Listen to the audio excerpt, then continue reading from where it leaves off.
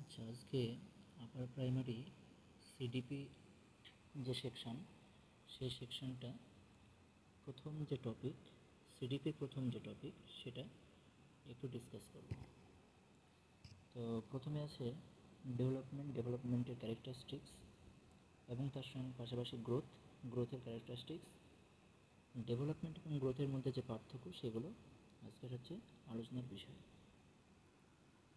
তো শুরু করা যাক ক্লাস। প্রথমে concept of development.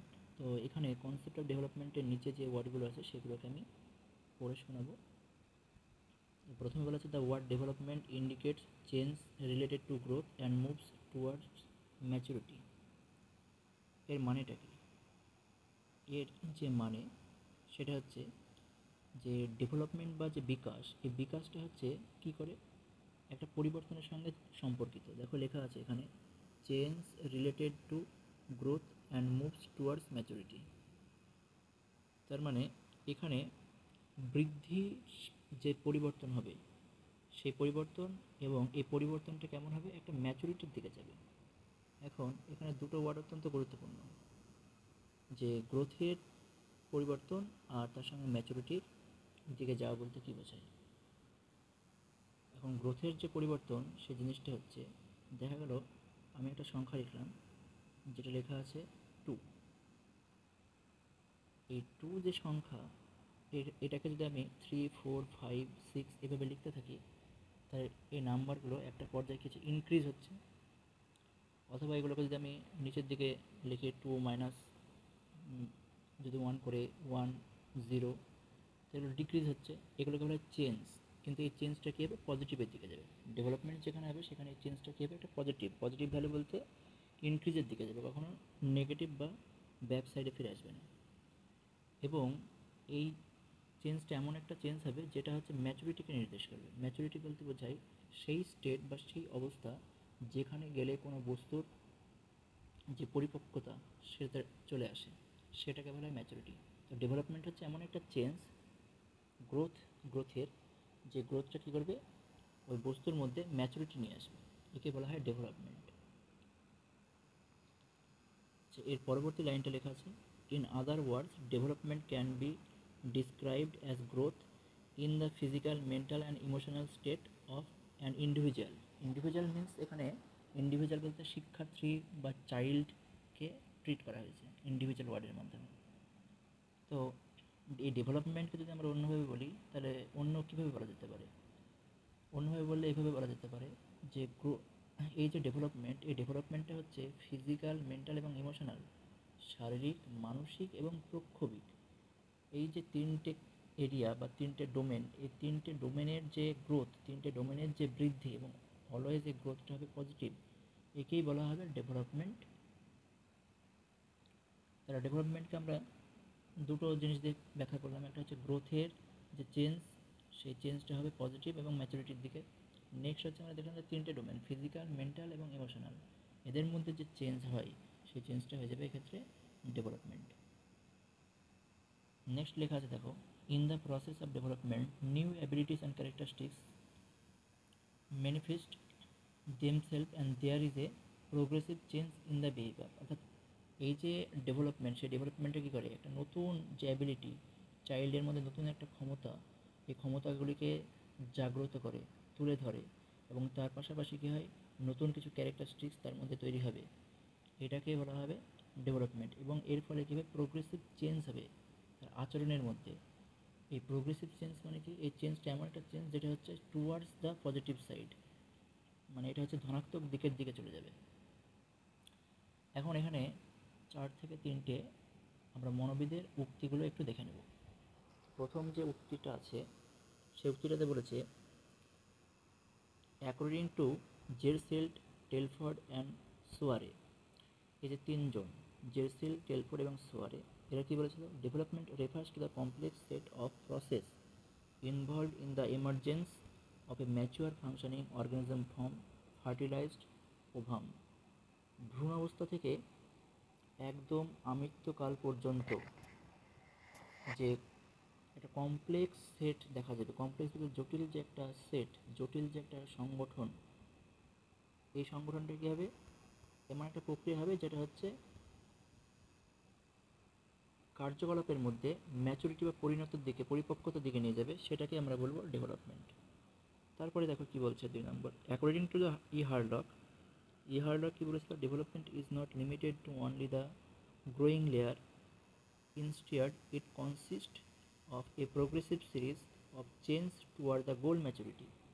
Further he said that due to development new ability grow in man, অর্থাৎ ডেভেলপমেন্টের কারণে কী হয়, নিউ অ্যাবিলিটি তৈরি হয় ম্যানের মধ্যে, মানুষের মধ্যে। তাহলে হারলকের ক্ষেত্রে মনে রাখতে হবে যে হারলক এমনভাবে বলেছিল যে অ্যাবিলিটির যে জন্মদাতা সেটা হচ্ছে ডেভেলপমেন্ট, বা ডেভেলপমেন্ট কী করে, একটা মানুষের মধ্যে নতুন কিছু ক্যারেক্টারিস্টিক্সকে তুলে ধরে যেটা ম্যাচুরিটির দিকে নিয়ে যায়।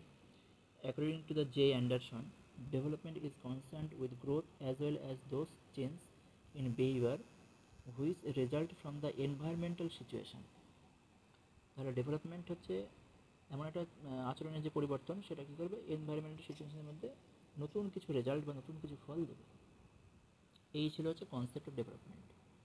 তাহলে ডেভেলপমেন্ট পড়ার পরে আমরা যে জিনিসটা এখান থেকে অত্যন্ত ক্লিয়ার হলাম যে ডেভেলপমেন্ট হচ্ছে এমন একটা জিনিস, যে জিনিসের মাধ্যমে, বা আমরা বলতে পারি যে এমন একটা পরিবর্তন, গ্রোথ, যেটা ফিজিক্যাল, মেন্টাল এবং তার পাশাপাশি তার হচ্ছে যে ফিজিক্যাল, মেন্টাল ছাড়াও যে পজিটিভ যে চেঞ্জগুলো নিয়ে আসে, যেগুলো ম্যাচুরিটির দিকে নিয়ে যাবে, সেটাকে আমরা বলবো এক্ষেত্রে কি, ডেভেলপমেন্ট।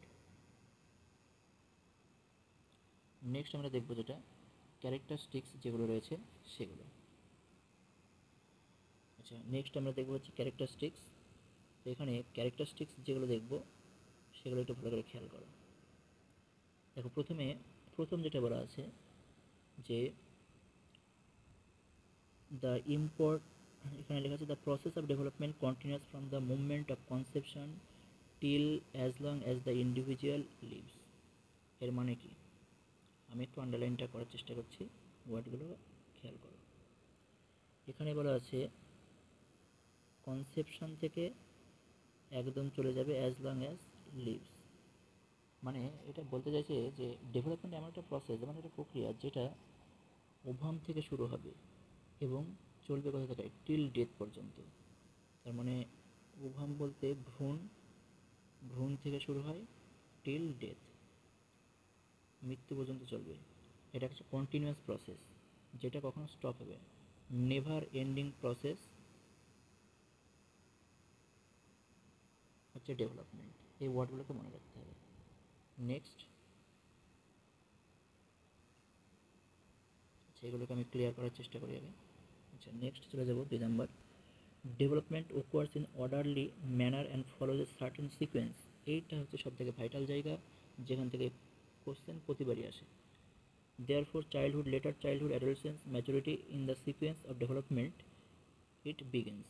এর মানেটা কি, আমি যেটা পড়লাম সেটা হচ্ছে 2 নম্বর পয়েন্টটা। 2 নম্বর পয়েন্টে কী বললো, 2 নম্বর পয়েন্টে বলা আছে, আমরা একটু ক্লিয়ার করি এটা।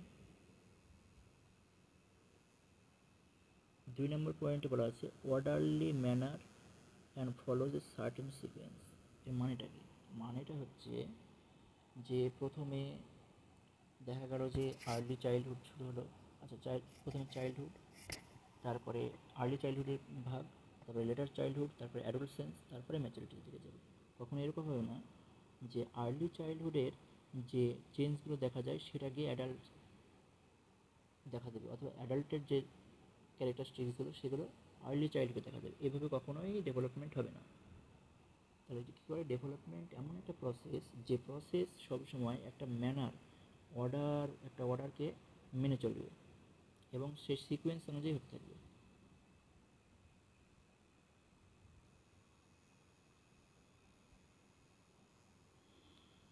আচ্ছা, নেক্সট বলছে development is both qualitative and quantitative. এইটা হচ্ছে সবথেকে মারাত্মপূর্ণ ওয়ার্ড, যে কোয়ালিটিভ অ্যান্ড কোয়ান্টিটেটিভ। যদি গ্রোথ বলতো এখানে, তাহলে সেটা কী হয়ে যেত, অনলি কোয়ান্টিটেটিভ। তাহলে আমাকে এখানে মনে রাখতে হবে যে ডেভেলপমেন্ট হচ্ছে কি, ডেভেলপমেন্ট হচ্ছে এটা কোয়ালিটিতে থাকবেই, তার পাশাপাশি কী থাকবে, কোয়ান্টিটিও থাকবে। সংখ্যা মানে সংখ্যা তো বোঝাবে, সংখ্যার পাশাপাশি কী হবে, কোয়ান্টিটি থাকবে। আর এই দুটো মিলে কী হয়ে যাবে, এই দুটো মিলে অলওয়েজ ডিনোট করে ম্যাচুরিটিকে। আচ্ছা, এখানে এটি লেখালে ম্যাচুরিটিকে নির্দেশ করবে। আশা করি এটা ক্লিয়ার হয়ে গেল। নেক্সট কী বলছে, যে human growth and development is very complex ফিনোমেনা। এই যে গ্রোথ অ্যান্ড ডেভেলপমেন্ট, এটা হচ্ছে সাধারণ ঘটনা। নেক্সট দেখো, নেক্সট বলা আছে যে it is possible to predict the rate of development by observing a slow learner and superior child, but it can not be predict accurately. এটা বলছে যে এটা সম্ভব হবে প্রেডিক্ট করা, কি প্রেডিক্ট করা, অনুমান করা যে ডেভেলপমেন্ট কীভাবে হচ্ছে বা কতটা পরিমাণে হচ্ছে, কিন্তু এটাকে অ্যাকুরেটভাবে কখনোই আমরা পরিমাপ করতে পারবো না। আর নেক্সট যেটা বলেছে একদম সর্বশেষ, individual differs from each other in their pattern and rate of development. প্রত্যেকটা শিশুর মধ্যে যে রেট অফ ডেভেলপমেন্ট মানে বিকাশের যে হার, সেই বিকাশের হারটা হ্রাস বৃদ্ধি দেখা দেবে, তারতম্য তৈরি হবে, কারো ক্ষেত্রে বেশি, কারো ক্ষেত্রে কম। Individual difference are cause difference in heredity and environmental influence. তাহলে এই যে ইন্ডিভিজুয়ালের মধ্যে, প্রত্যেকটা শিশুর মধ্যে, প্রত্যেকটা চাইল্ডের মধ্যে এই যে রেট অফ ডেভেলপমেন্ট যেটা ডিফারেন্স তৈরি হচ্ছে, সেই ডিফারেন্স